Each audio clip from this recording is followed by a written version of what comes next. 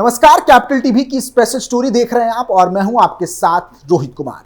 UP के मुजफ्फरनगर से शुरू हुआ नेम प्लेट विवाद अभी थमा भी नहीं कि एक दूसरे विवाद ने तूल पकड़ना शुरू कर दिया है।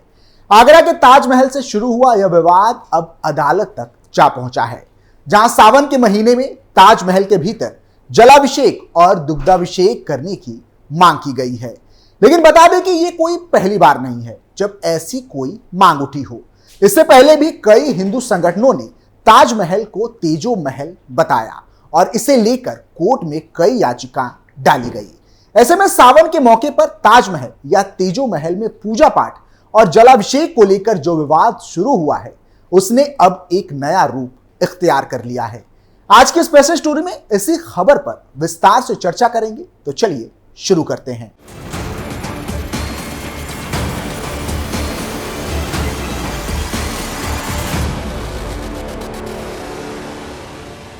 ताजमहल निकला तेजो महल, सावन में जलाभिषेक करने की मांग।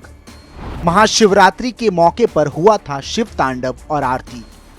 योगी यूथ ब्रिगेड ने कर दी बड़ी घोषणा। ताजमहल और तेजो महल को लेकर जो विवाद है वो कोई नया विवाद नहीं। इससे पहले भी ताजमहल एक शिव मंदिर है, ऐसा दावा किया गया और इसके कई साक्ष्य भी दिए गए। फिलहाल सावन के महीने में जलाभिषेक और दुग्धाभिषेक करने की मांग के मामले में 23 अगस्त को अदालत में अगली सुनवाई होनी है। जानकारी के लिए बता दें कि इस मामले में 23 जुलाई को योगी यूथ ब्रिगेड के कुंवर अजय तोमर ने एक याचिका दाखिल की थी, जिसमें भारतीय सर्वेक्षण पुरातत्व के अधीक्षण पुरातत्वविद को प्रतिवादी बनाया गया है। इससे पहले भी महाशिवरात्रि पर जलाभिषेक और दुग्धाभिषेक की मांग की गई थी, जिसको लेकर 26 अप्रैल 2024 को एक याचिका दाखिल की गई थी। इसको लेकर न्यायालय ने एएसआई को 80 सीपीसी का नोटिस भेजा था, लेकिन एएसआई ने इसका कोई जवाब नहीं दिया था। याचिकाकर्ता अजय तोमर का कहना है कि जवाब नहीं मिलने पर एक बार फिर से याचिका दाखिल की गई है। याचिकाकर्ता कुंवर अजय तोमर का दावा है कि सावन का महीना करोड़ों हिंदुओं की आस्था से जुड़ा है। तेजो महल यानी कि ताजमहल भगवान शिव का मंदिर है, जिसमें जलाभिषेक और दुग्धाभिषेक होना जरूरी है। जानकारी के अनुसार तेजो महल को साल 1212 में राजा परमादिदेव द्वारा बनवाया गया था। उनके बाद राजा मानसिंह ने इसे अपना महल बनाया, तब भी मंदिर को सुरक्षित रखा गया। बाद में मुगलों का शासन आया, उस दौरान शाहजहां ने राजा मानसिंह से ताजमहल यानी कि तेजो महल को हड़प लिया। याचिकाकर्ता कुंवर अजय तोमर का तर्क है कि ताजमहल में शाहजहां और मुमताज की कोई कब्र नहीं है। यह सफेद झूठ है। मुमताज का निधन साल 1631 में हो गया था, जबकि ताजमहल का निर्माण कार्य 1632 में शुरू हुआ। तो किसी भी मृत शव को एक साल बाद नहीं दफनाया जा सकता। उनका कहना है कि मुमताज की असल कब्र मध्य प्रदेश के बुरहानपुर में है। मुमताज को ताप्ती नदी के किनारे दफनाया गया था। इसके साक्ष्य आज भी मौजूद हैं। मुगलों ने भारत में आकर मंदिरों को तोड़ा और उनके ऊपर मकबरे बनवा दिए। दुनिया का 7वां अजूबा, प्यार की निशानी और अद्भुत कलाकारी, लोगों के मन में ताजमहल की यही अमिट छाप बैठी हुई है। 1632 में मुगल शासक शाहजहां ने इसे बनवाना शुरू किया था। बचपन से किताबों में पढ़ा है कि जब शाहजहां की बेगम मुमताज का निधन हो गया, तब उन्हीं की याद में यह ताजमहल बनवाया गया था। लेकिन अब जो बात किताबों में लिखी है, जो सभी को पढ़ाया गया, उसे सीधी चुनौती दी जा रही है। कहा जा रहा है कि ताजमहल की जगह हजारों साल पहले वहां पर एक शिव मंदिर हुआ करता था। ऐसा भी दावा है कि ताजमहल का असल नाम तेजो महल है। बीते साल अयोध्या के बीजेपी मीडिया प्रभारी रजनीश सिंह ने भी हाई कोर्ट में एक याचिका दायर की थी। उन्होंने कहा था कि ताजमहल के बंद पड़े 22 कमरों की जांच होनी चाहिए। क्या है पीएन ओक का दावा?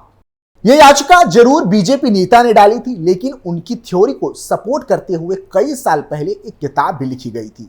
उसी किताब ने सबसे पहले यह दावा किया था कि आगरा में ताजमहल की जगह एक मंदिर हुआ करता था। लेखक थे पीएन ओक और उनकी किताब का नाम था Taj Mahal the true story.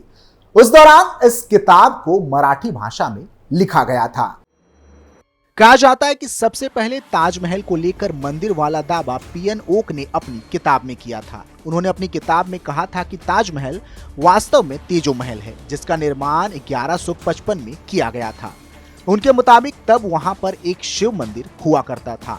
Okay के कथन के अनुसार मुगलों के भारत आने से पहले ही आगरा में एक भव्य स्मारक मौजूद था। इसके अलावा पीएन ओक ने एक और महत्वपूर्ण काम किया। उन्होंने उस बादशाहनामा के 2 पन्नों का अंग्रेजी अनुवाद किया था जो शाहजहां की जिंदगी की पूरी क्रोनोलॉजी बताती है। शाहजहां के दरबारी लेखक अब्दुल हमीद लाहौरी ने ही बादशाहनामा लिखी थी, लेकिन क्योंकि वो पूरी किताब फारसी भाषा में थी, ऐसे में लंबे समय तक कई लोगों के लिए उस किताब में लिखी बातें राज रहीं। फिर पीएन ओक ने बादशाहनामा के 2 पन्ने 402 और 403 का अंग्रेजी अनुवाद करवाया। उस अनुवाद के अनुसार 402 पन्ने पर लिखा था, महान शहर आगरा के दक्षिण में एक खूबसूरत और भव्य हवेली है। वो राजा मान सिंह की है। वर्तमान में उस हवेली का स्वामित्व मान सिंह के पोते जय सिंह के पास है। रानी के दफन के लिए इसी जगह को चुना गया। राजा जय सिंह ने अपनी इस पैतृक विरासत को काफी महत्व दिया, लेकिन फिर शासक शाहजहां को वो ये हवेली मुफ्त में देने को तैयार हो गए। लेकिन फिर भी ईमानदारी दिखाते हुए जय सिंह को उस भव्य हवेली के बदले में शरीफाबाद दिया गया था। अब पीएन ओक ने इस दावे के आधार पर यह बताने का प्रयास किया है कि शाहजहां ने असल में राजा मान सिंह के पोते जय सिंह से उनकी भव्य हवेली मांगी थी।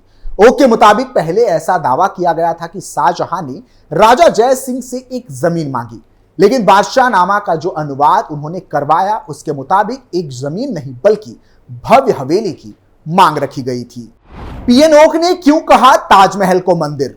70 के दशक में पीएन ओक ने ताजमहल पर एक और किताब लिखी। उस किताब का नाम था the Taj Mahal is a temple palace. अब अगर उन्होंने अपनी किताब ताजमहल द ट्रू स्टोरी में तेजो महल और बाद में जय सिंह पर फोकस किया था, वहीं अपनी दूसरी किताब में उन्होंने कुछ ऐसे तर्क रखे जिसके आधार पर वे ताजमहल को एक मंदिर मान रहे थे।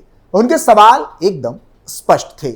सवाल नंबर 1, ताजमहल संगमरमर की जाली में 108 कलश क्यों बने हैं? हिंदू मंदिरों में भी ऐसी परंपरा रहती है। सवाल नंबर 2, मकबरे में जूते चप्पल उतारने की मान्यता नहीं, लेकिन संगमरमर की सीढ़ियों पर क्यों? सवाल नंबर 3, ताज और महल संस्कृत शब्द, मकबरे को फिर संस्कृत नाम कैसे दिया गया? अब पीएन ओक ने अपनी किताब और कुछ तथ्यों के आधार पर 2 बातों पर जोर दिया था।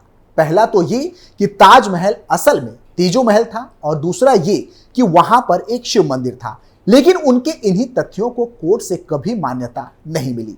साल 2000 में सुप्रीम कोर्ट ने पीएन ओक की उस मांग को खारिज कर दिया जहां पर वे ताजमहल को एक हिंदू मंदिर घोषित करना चाहते थे।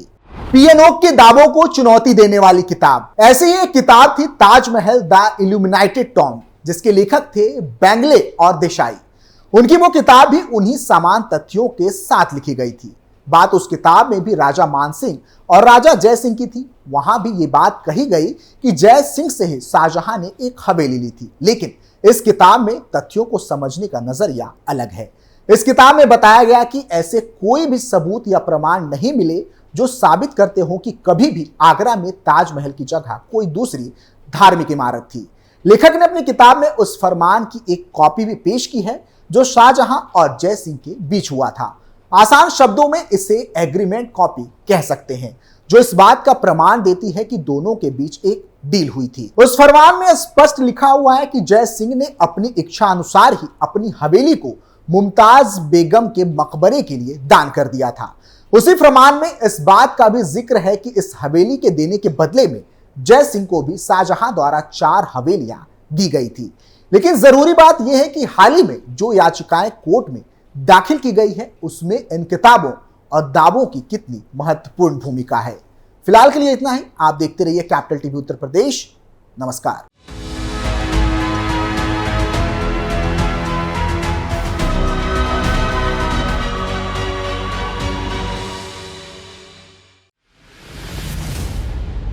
मैं राजनीति करता नहीं, पर राजनीति को बहुत गहरे तक समझता हूं। मैं लोगों के बीच रहता हूं, लोगों के मन को अच्छे से जानता हूं।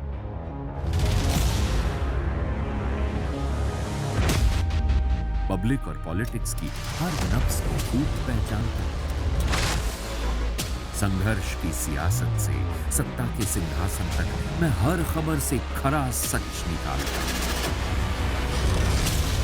ना कोई दौड़, ना कोई race. Capital TV, Uttar Pradesh.